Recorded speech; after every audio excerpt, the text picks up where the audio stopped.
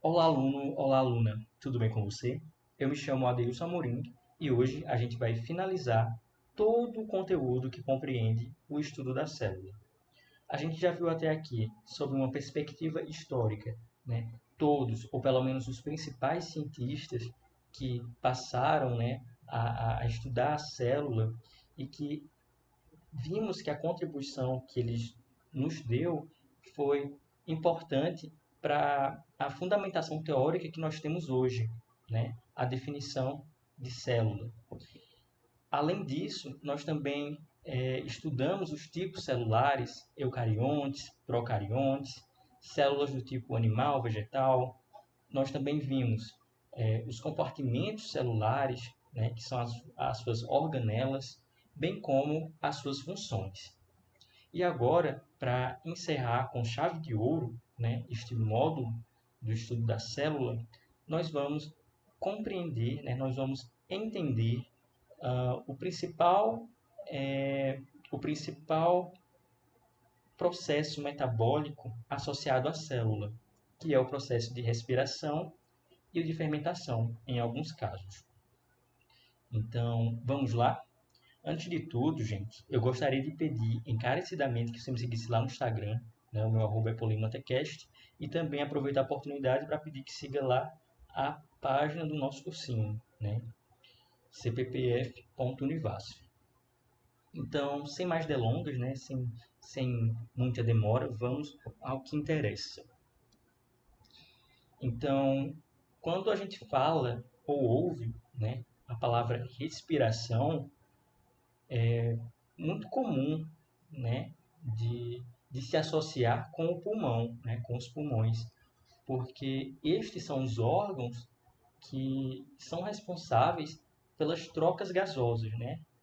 Adquirir oxigênio através da inspiração, que está presente na atmosfera, e fazer a troca gasosa com o gás carbônico, né, o dióxido de carbono, que é um produto, né, é um produto metabólico das células. Só que existe um pequeno problema, né? As pessoas elas pegam essa informação que ela é verdadeira e acabam chegando a uma conclusão que é um pouco precipitada, que é pensar que o, os pulmões, pelo menos em nós mamíferos, são os únicos locais onde há respiração, certo? Tendo em vista que o pulmão ele é um órgão formado por tecidos, né, inúmeros tecidos, e estes tecidos, por sua vez, em células. Então, em outras palavras, pensar que apenas as células do pulmão é, respiram, né, fazem esse processo de respiração, o que é um equívoco, certo? O que é um equívoco. Por quê? Porque o pulmão, de fato, ele vai pegar, né, ter contato com o oxigênio primeiro. Mas esse oxigênio que a gente inala, ele vai passar para o coração, né? Lá no coração vai ter uma sequência de etapas e depois esse oxigênio ele vai ser distribuído uniformemente para todas as células do nosso corpo. Então, todas as células, elas participam do processo de respiração celular. A respiração celular, ela acontece no nível microscópico, que é o que nós vamos, né, nos debruçar, é o que nós vamos nos atentar hoje. E para isso, é importante apresentar para você alguns conceitos, né, muito recorrentes dentro desse estudo. Alguns desses conceitos que eu vou apresentar para você inicialmente, eles foram ou serão vistos em algum momento das aulas de química e serão vistos com mais profundidade, com mais calma, certo? Eu vou dar um aspecto mais geral destes conceitos para com que você crie uma base, né, para entender os procedimentos que virão a seguir, certo? Então, vamos lá. Primeiro, né, é importante que você saiba que uma molécula ela pode ser representada de diversas formas diferentes. Aqui nós temos esses casos, né? Nós temos a fórmula molecular, que ela consiste apenas nos números, né? A fórmula estrutural plana, que é como se os átomos estivessem assim, todos abertos, né? Uma visão assim mais 2D. Enfim, existem vários tipos, certo?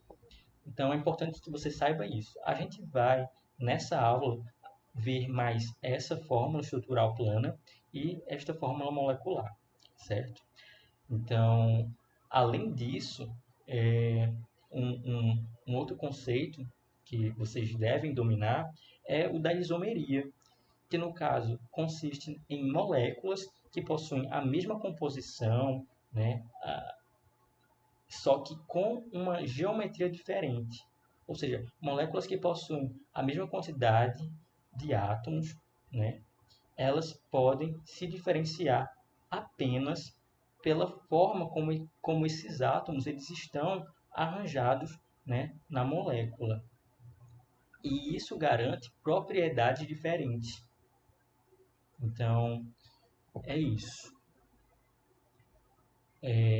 Um outro conceito interessante é o de reação de redução e oxidação, ou também, né, conhecida carinhosamente por muitos como reação redox. Essa reação redox, ela consiste na perda ou no ganho relativo de elétrons, tá? Dentro de um átomo. Essa perda ou esse ganho relativo, ele acontece através de uma propriedade que é presente na tabela periódica, que é da eletronegatividade.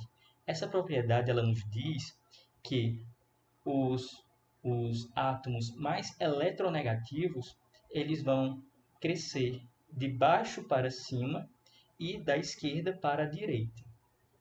Dessa forma, nós vamos observar que átomos como o de flúor, de oxigênio, de cloro, né, eles são átomos bastante eletronegativos. Isso significa que eles têm afinidade pelos elétrons. Então, eles adquirem elétrons com mais facilidade de outros átomos, principalmente dos átomos que são mais eletropositivos, que no caso eles doam, né, eles compartilham elétrons com maior facilidade.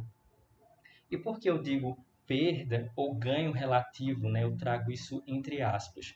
É porque os elétrons, né, eles não estão estáticos, eles estão em constante movimento.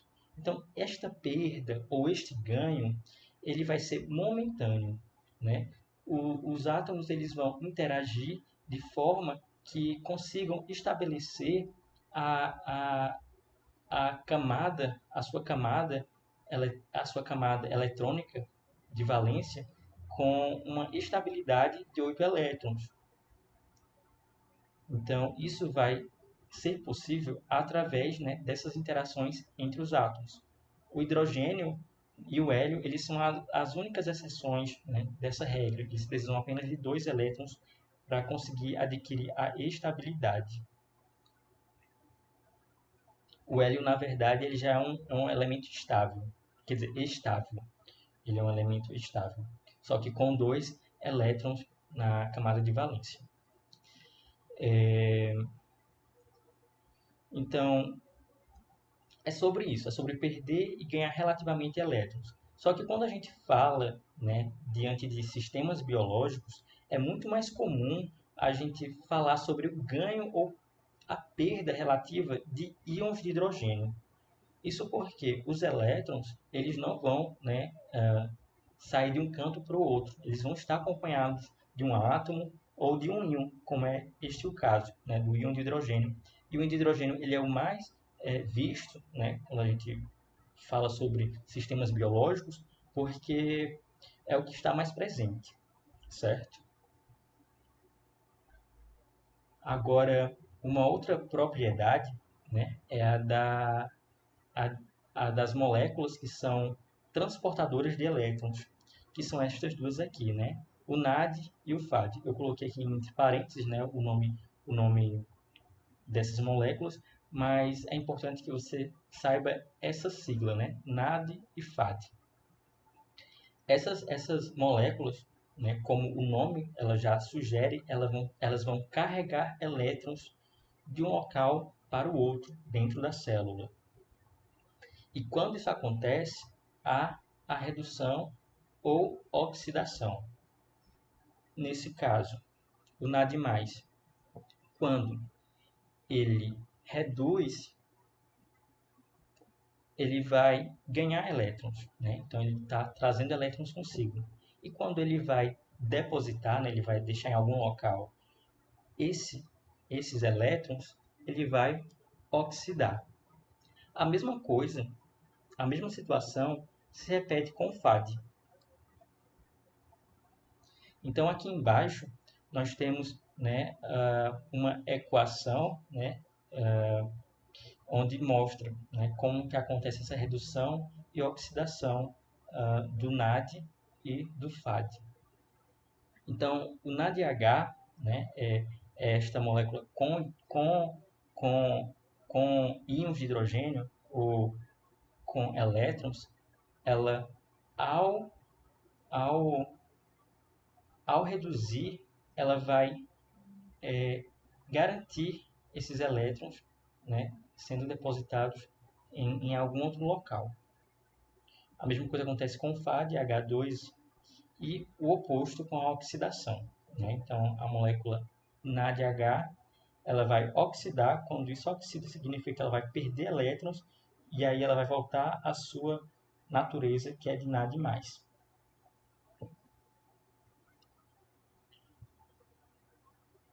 Agora a gente vai falar sobre a moeda energética da célula, que é o ATP, né? Ou adenosina trifosfato.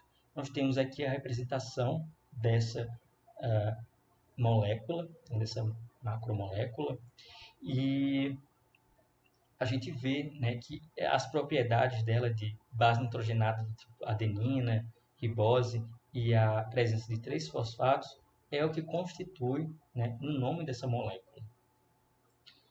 Então, o ATP, né, como a molécula biológica essencial para a realização de atividades metabólicas, ela vai ser chamada, né, carinhosamente como uma moeda energética, né, como se fosse a moeda de troca, digamos assim, para as atividades que necessitam de energia ocorrer dentro da célula. Então, nós temos aqui que o ATP... não, vamos voltar para cá. Aqui, né, na molécula de ATP, essa energia ela vai ser cedida, ou seja, ela vai ser liberada quando uma dessas interações aqui, né, é rompida, é quebrada. Então, quando isso acontece, um fosfato sai, então a molécula que era adenosina trifosfato passa a ser uma adenosina difosfato, por ter apenas dois grupos fosfatos, e é liberada energia.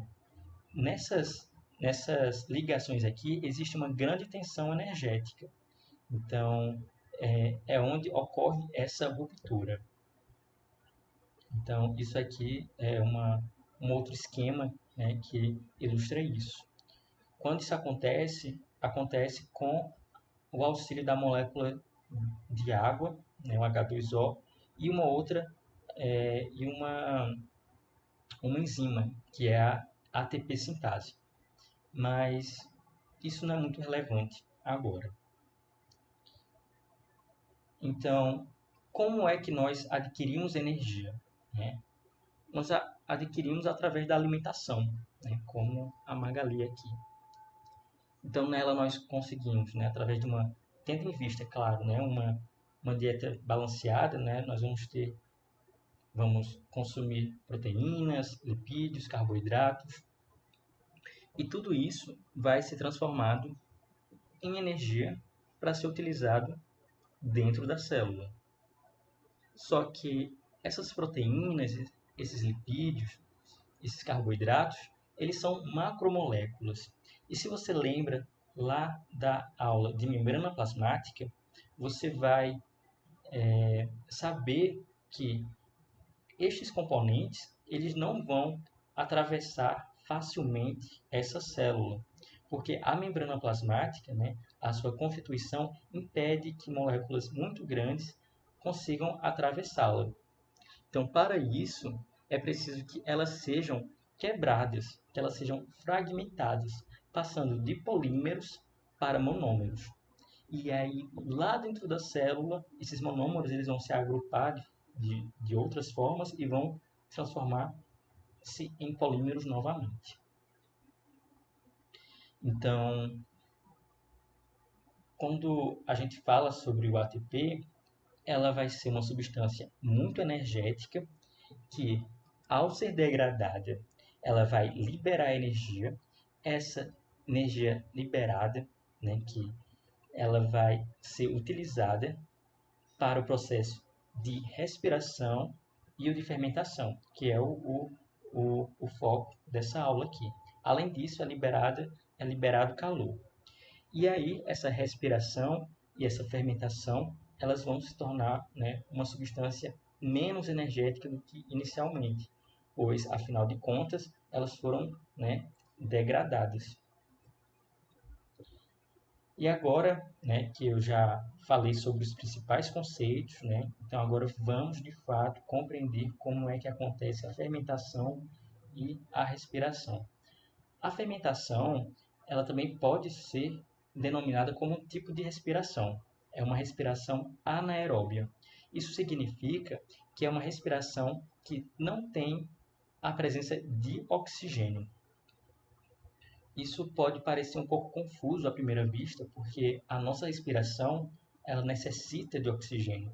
Só que a gente vai ver que alguns seres, né, não têm essa necessidade. E que alguns outros, na presença de oxigênio, eles não conseguem sobreviver. Então, vamos ver as características gerais dos processos de fermentação. Ela é um procedimento anaeróbico, ela acontece no citoplasma das células e ela tem pouca energia final, né? Ela tem como rendimento 2 ATP. E nós temos dois tipos de fermentação, né? Que são os mais vistos, os mais cobrados a nível de ensino médio, que é a fermentação alcoólica e a fermentação lática. Importante frisar que os fungos eles são seres anaeróbios facultativos. Guarde essa informação consigo. E aqui nós temos a glicose, né? C6H12O6. Quando a gente fala sobre fermentação ou vê em materiais didáticos, né, livros, apostilas, eles vão utilizar uma molécula modelo, que é a glicose, que é esta representada aqui para você. Isso não significa que proteínas e lipídios não participem desses processos energéticos. Como eu disse antes, elas também são fontes de energia para nós. Só que, para não ficar uma confusão, né, foi estabelecido um modelo, que no caso é o da glicose. Então, glicose, esse momento é muito seu. Pode estourar o champanhe e comemorar, porque ela vai ser muito falada daqui em diante. Então, vamos começar através da fermentação alcoólica.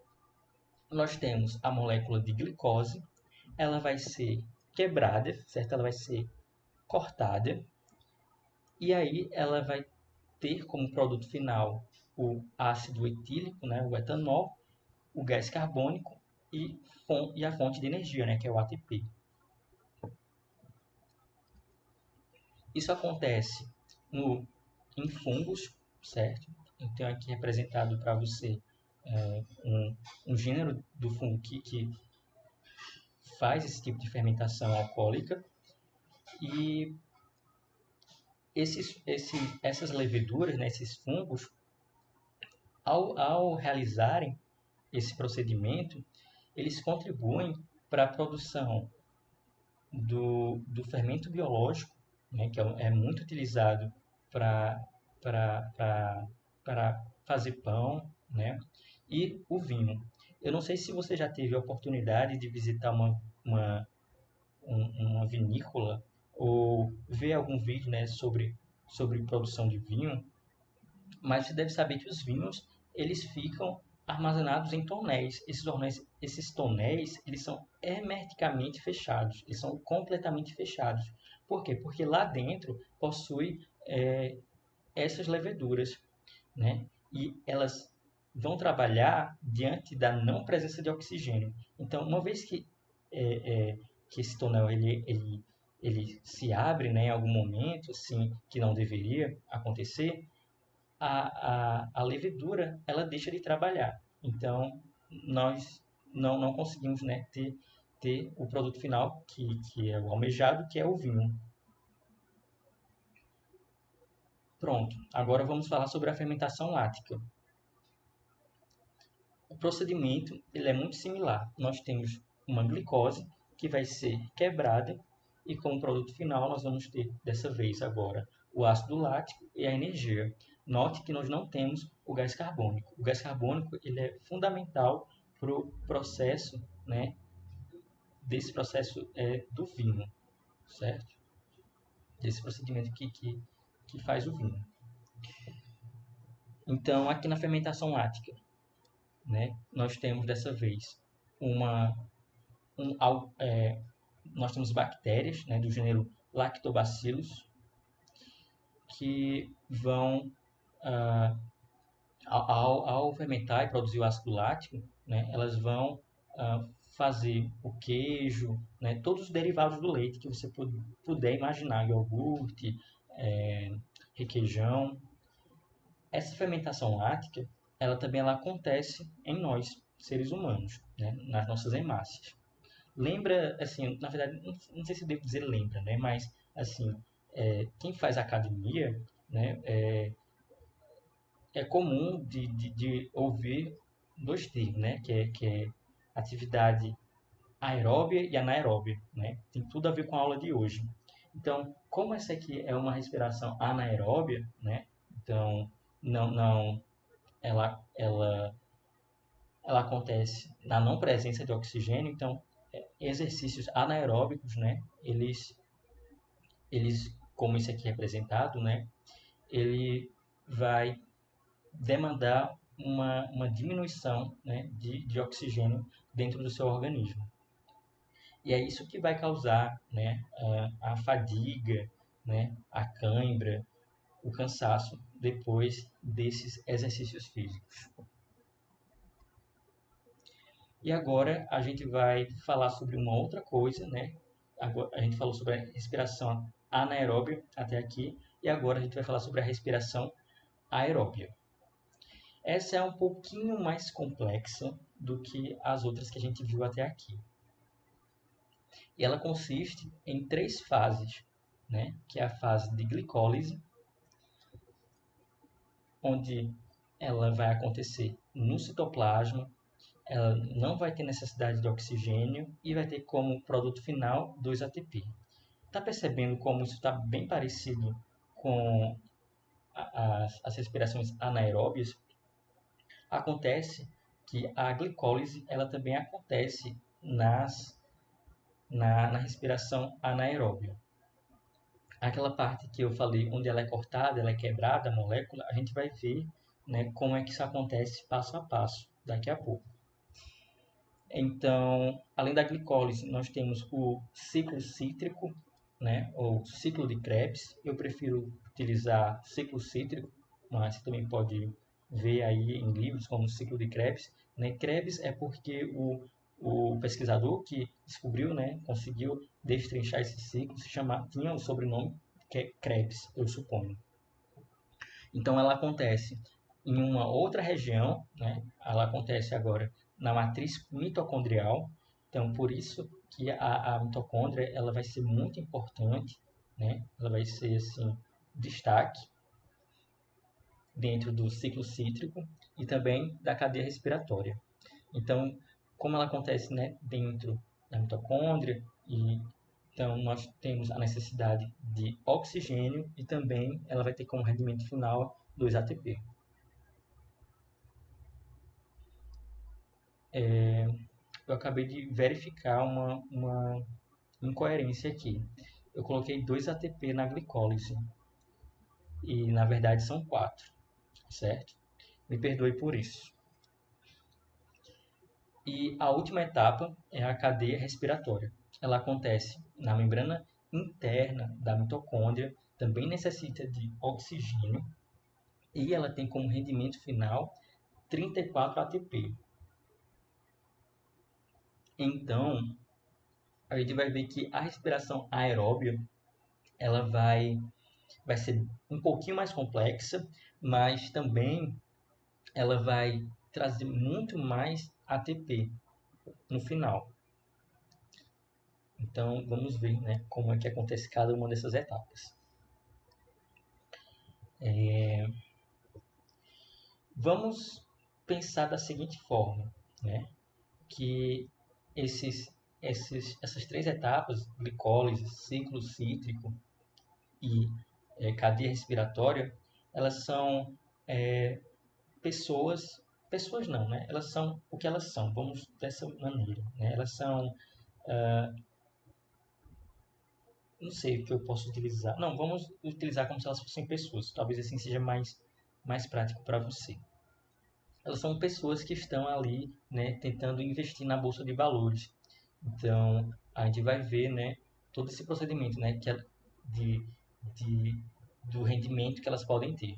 Na glicólise, nós temos 2 etapas, né, 2 fases, que é a fase de investimento, né, onde elas vão investir, que no caso a moeda energética deles é o ATP, e no final, né, vamos ter a fase de rendimento, que é quanto é que no final vai ser ganho, né? Então, esse aqui é todo o procedimento que envolve, né, a glicólise. E calma, que parece que uma coisa muito difícil de entender, mas vamos com calma, vamos com paciência, a gente vai conseguir compreender como essa, essa, essa etapa ela acontece.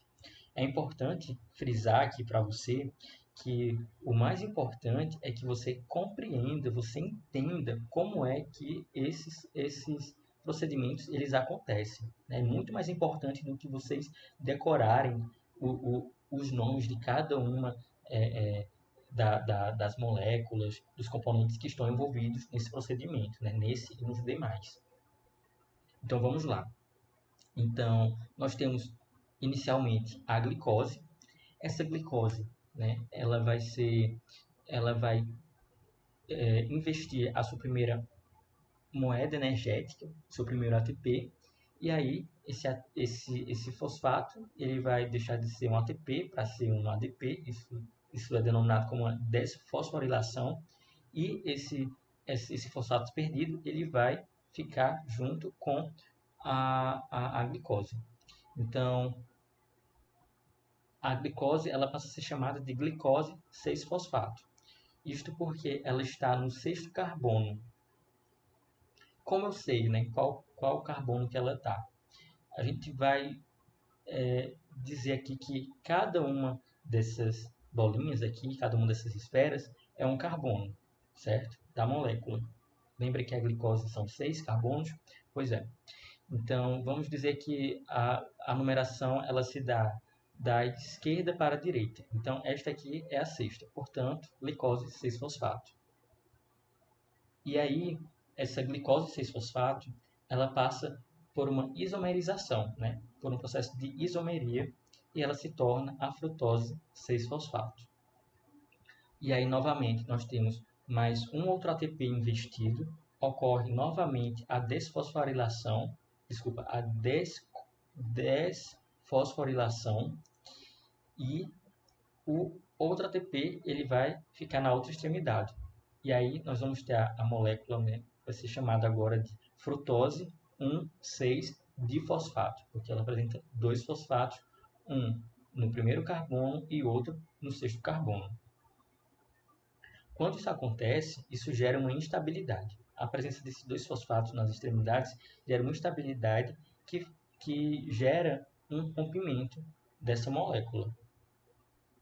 E aí nós vamos ter o gliceraldeído 3-fosfato e nós vamos ter o seu isômero, que é o dihidroxicetona-fosfato. Esse dihidroxicetona-fosfato, ele eventualmente ele vai passar por um processo de isomeria e vai se tornar também um gliceraldeído 3-fosfato para que possa prosseguir, né, nas próximas etapas, certo? Então, a partir de agora, nós vamos ter a fase do rendimento, certo? A fase do rendimento ela começa a partir daqui. Então, vamos falar apenas de uma molécula, mas imagine que isso está acontecendo duas vezes, ou seja, em dobro.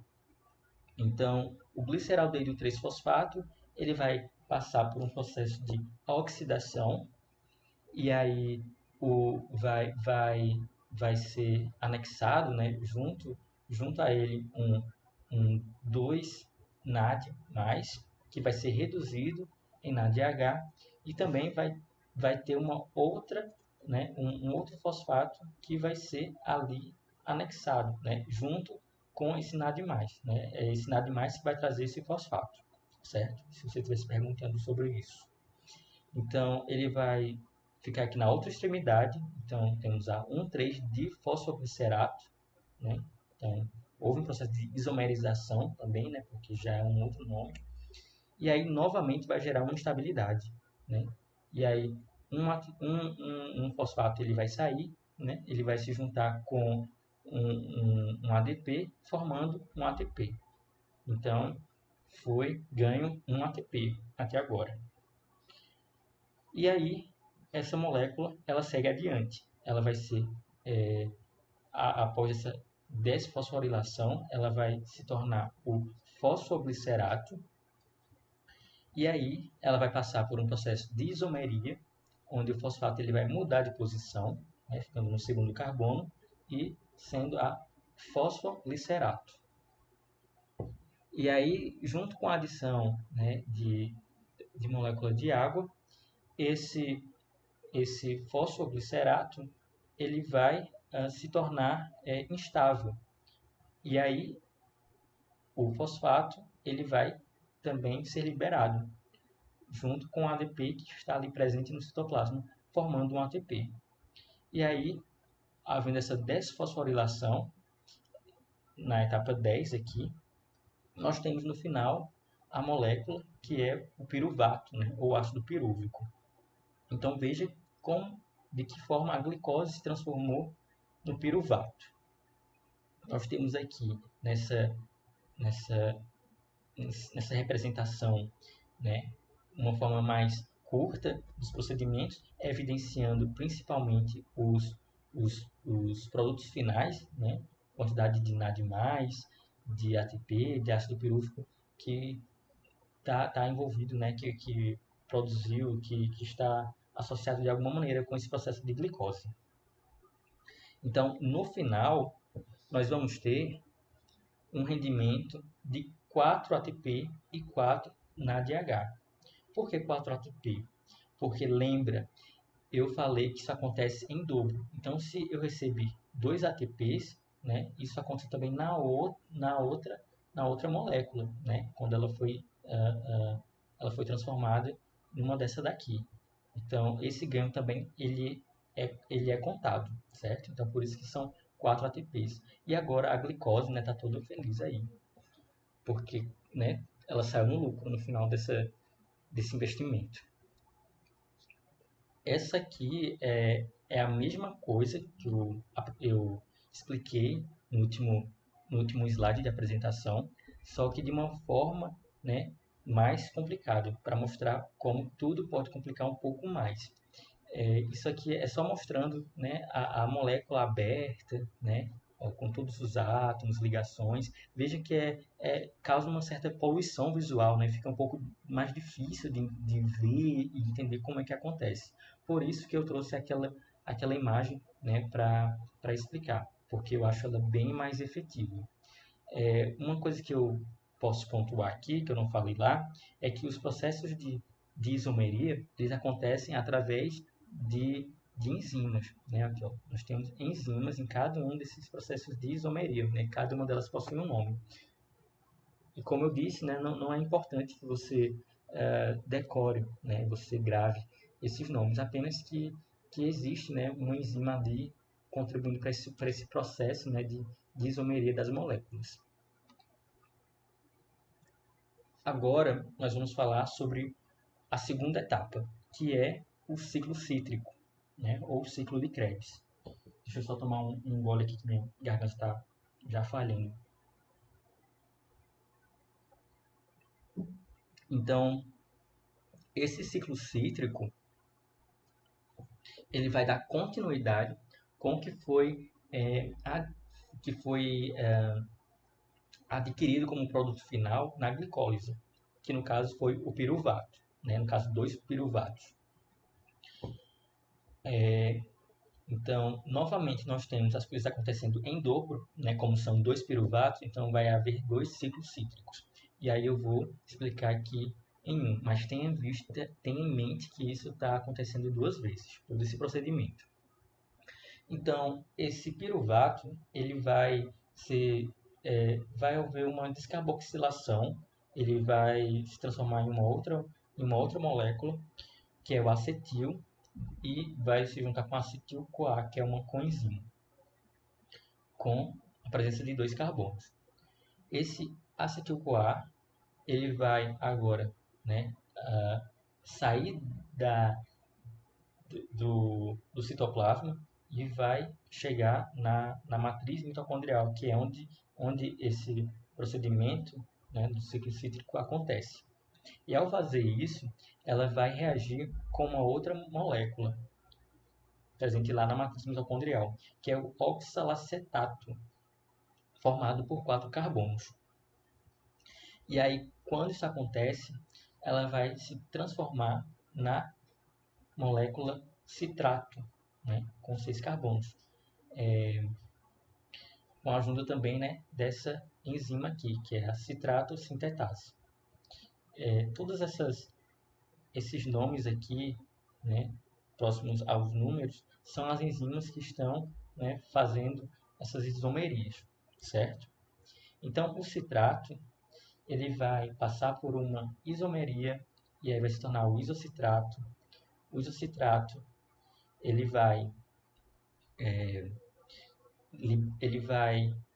reduzir a proporção de NAD+, em NADH, e também vai oxidar um dióxido de carbono, e ao fazer isso, ele vai se tornar o alfa-cetogluratato. O alfa-cetogluratato, ele vai reduzir outro NAD+, NADH, vai trazer consigo uma coenzima A e vai oxidar outro dióxido de carbono, ou seja, outro carbono foi perdido. Então agora nós vamos ter o sucil-CoA. Esse sucil-CoA, ele vai produzir ATP através do ADP. Aqui nós temos GDP e GTP, porque esse G está se referindo a uma outra base nitrogenada, que é a guanina.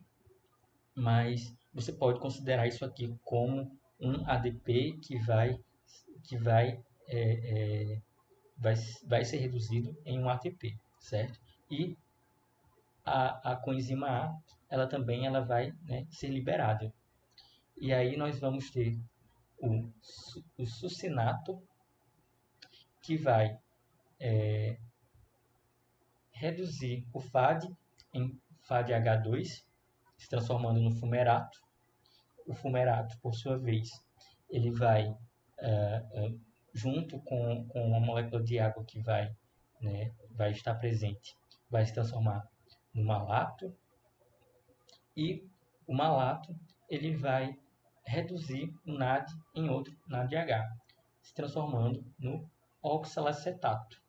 Então, veja que nós voltamos ao ponto inicial, né, ao ponto de partida. Por isso que é um ciclo, né, isso acontece de forma, né, constante. E aí, né, o que é que nós temos de produto final?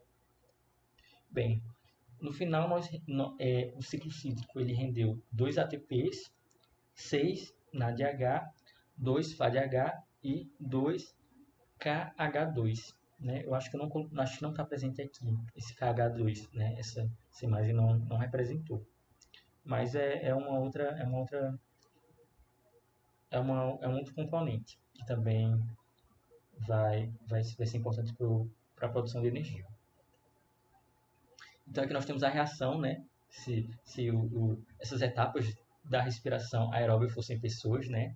O ciclo cítrico aí, meu Deus do céu, esse trabalhão todo, né? Essa demora toda para conseguir 2 ATP, né? As outras estão debochando dela. Só que assim, veja bem, ela rendeu diretamente apenas 2 ATP. Só que esse NADH, esse FADH, esse KH2, ele vai se transformar em ATP no futuro, na próxima etapa. Então, o ciclo cítrico ele contribui indiretamente com a produção de ATP da próxima etapa. Aqui nós temos, né, uma animação mostrando, né, novamente como é que isso acontece, né, a entrada e saída aqui de NAD, formação do ATP, né, e aqui é para dar uma dimensão, né, onde mais ou menos está acontecendo, né, esse processo do ciclo cítrico. E agora, né, a gente vai finalizar com a cadeia respiratória. Calma que as coisas elas vão passar a ficar mais tranquilas a partir de agora. Né? Essa aqui ela vai requerer menos etapas do que as demais que você viu até aqui. Então, a, a cadeia respiratória ela está presente na membrana interna da mitocôndria, e todo esse NADH, desculpa, esse NADH, esse FADH, que foi construído lá na glicólise e no ciclo de Krebs, vai ser depositado aqui. Tudo isso para ser oxidado e liberar íons de hidrogênio, certo? Esses íons de hidrogênio eles podem, né, percorrer dois caminhos. Eles podem, através desse complexo proteico, passar para a membrana interna da mitocôndria, ou também esses íons de hidrogênio eles também podem fazer um outro percurso onde ele vai contribuir com a produção de ATP. Então vamos lá. Essa aqui é uma outra representação, certo? Aqui é a mesma coisa. A diferença é que nessa aqui nós temos essa proteína que ela vai ser responsável pelo ATP. Então vamos lá. Certo? Íons de hidrogênio eles estão, né, passando pro outro lado. Né? Então nós temos um gradiente de concentração. Né? O gradiente de concentração ele acontece quando existe, né, uma quantidade diferente de componentes, né, de moléculas, de íons, em dois locais. Né? Então, é feito esse gradiente. E vamos lá. O complexo proteico, né, ele é formado por 4 proteínas, né? Algumas outras moléculas também aqui ó, associadas. Né? Os cientistas não são muito criativos a colocarem nomes, né? Colocar Q, CIT-C, não é muito criativo. Mas tudo bem, não está aqui em questão eu julgar isso. Então, esses íons que vão ter um percurso diferenciado, né, eles vão passar de uma proteína para outra, de modo que na última proteína, né, do complexo, ela vai liberar 2 elétrons. Por exemplo, como é que esses 2 elétrons chegaram aqui?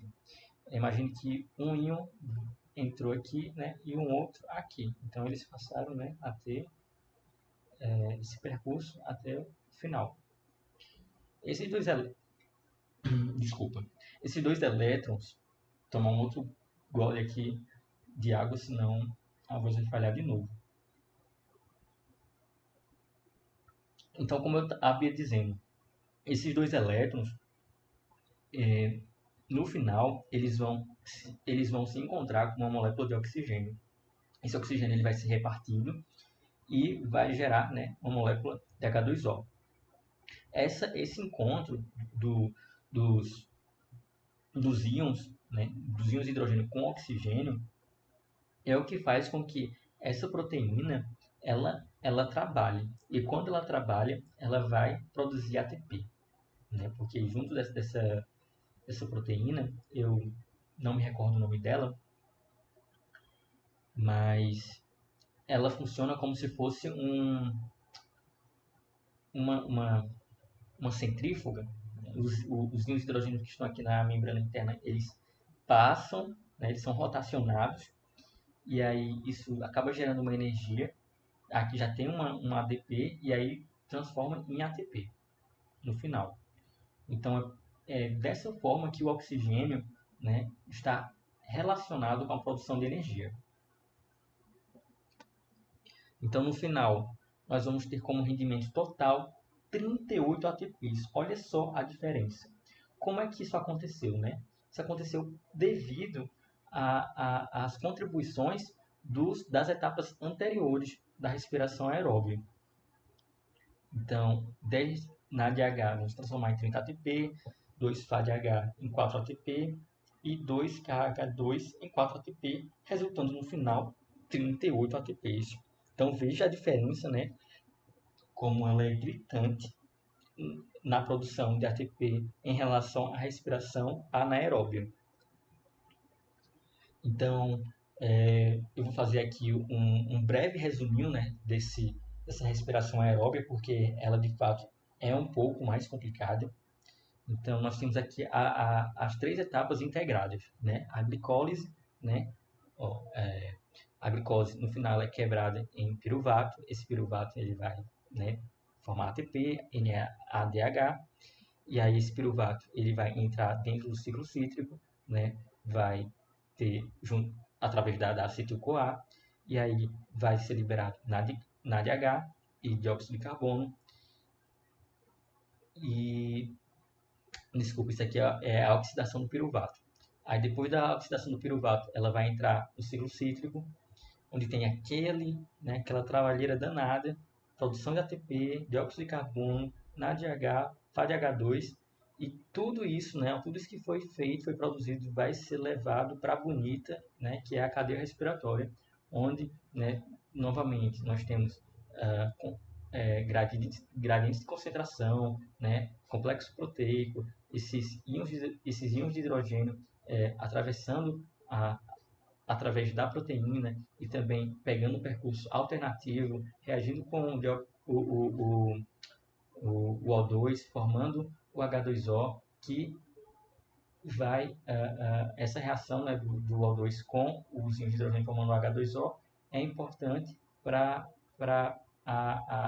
que o ATP ele seja produzido, né, porque os íons de hidrogênio eles passam por aqui e aí eles vão rotacionar e passar para o outro lado.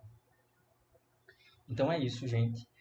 Quais são as vantagens do ATP, né? Quais são as vantagens de produzir ATP? Ele transporta energia para a célula, né? Isso aí é via de praxe, né? Vocês já sabem, até aqui vocês já sabem disso. Ele garante um fornecimento praticamente instantâneo de energia. Então, assim, os carboidratos, as proteínas, os lipídios que vão ser utilizados para fornecimento energético, né? Eles vão ser transformados em ATP, porque o ATP ele dá de forma mais rápida. Ele consegue conceder energia de forma mais rápida. Por exemplo, aqui, o ATP ele foi produzido aqui muito rapidamente, né? Nesse produto final. Então, se a glicose, por exemplo, ela tivesse que utilizar energia, né, de forma bruta, ela teria que passar por todo o processo de glicólise e isso, né, demanda muito mais tempo, é uma demora muito maior, o que seria ineficiente. e, portanto, ela é mais econômica, porque, como eu disse, embora tenha todo esse procedimento, né, tenha todo esse arcabouço envolvido com as produções de ATP, isso acaba sendo uma forma mais econômica para a produção do que o uso daquelas moléculas, né, de forma bruta. E aí, no final, nós temos nosso pódio, né, aqui, a cadeia respiratória no final, né, ficou com todo o ATP produzido, e é isso. Para coroar, né, esse momento final da aula, né, eu deixo aqui com você essa frase dessa pensadora contemporânea, que é a Tati Quebra-Barraco, e nós nos vemos na próxima aula. Tchau!